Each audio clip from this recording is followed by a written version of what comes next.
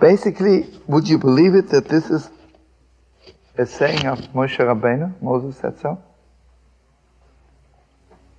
It's one of the strong sayings of Moses, which came down to us. It says, if you bring a letter, you better read it. That was his words. It means if you deliver a message, then read the message. You know, God put something in your head. Let's do it. And again, you see what it is. God puts a message into my head at that moment when it's time to do it, right? And sadly enough, we always wait and wait and wait. Now listen to this unbelievable story in the Talmud. Do you know Jonah the prophet had this prophecy to go to Nineveh and tell them, unless, Mamash had this clear prophecy, unless they're changing their ways, Nineveh will be destroyed in 40 days. Does anybody know how old Jonah was? It was on his bar mitzvah day. He was 13 years old.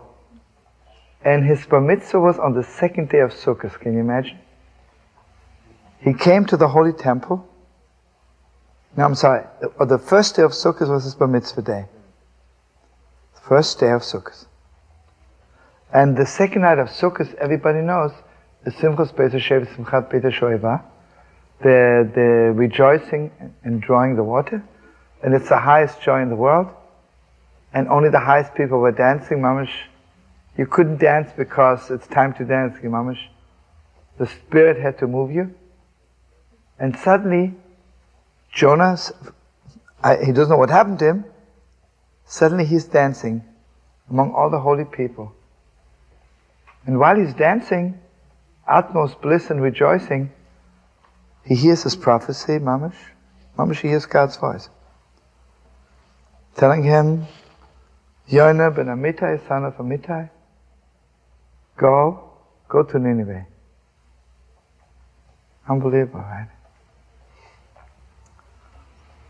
So basically, you see, this is, in Yerushalmi, is very strong, you know? Because actually, I mean, there were so many great rabbis and so many old prophets.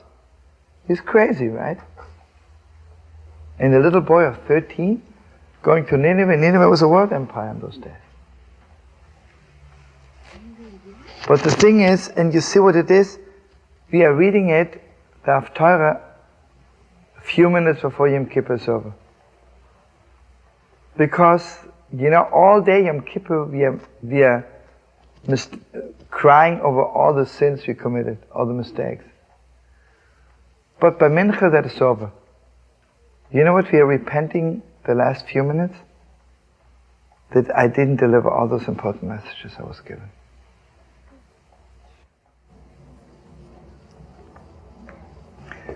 You know, friends, if we would go back in history, if every person in the world would really live up to their visions, we'd all be the highest people in the world. The highest. So you know what the problem is? We believe that God can do it, but we don't really believe that we can do it. Why don't we believe that we can do it? Because I think I have to do it with my own strength. Or we don't believe that when God gives me a vision, He also gives me whatever I need, right? You know, when someone tells me, I have a good advice for you, go to Israel. Mazel tov, he doesn't give me a ticket, right? He wants me to buy the ticket, then he will say, I gave him good advice. I can give the advice myself, right? You know the way God is operating? When God tells you go to Israel, He also gives you a ticket, right? But you have to have clear eyes to see it, right? Sometimes God is hiding it under the closet, right?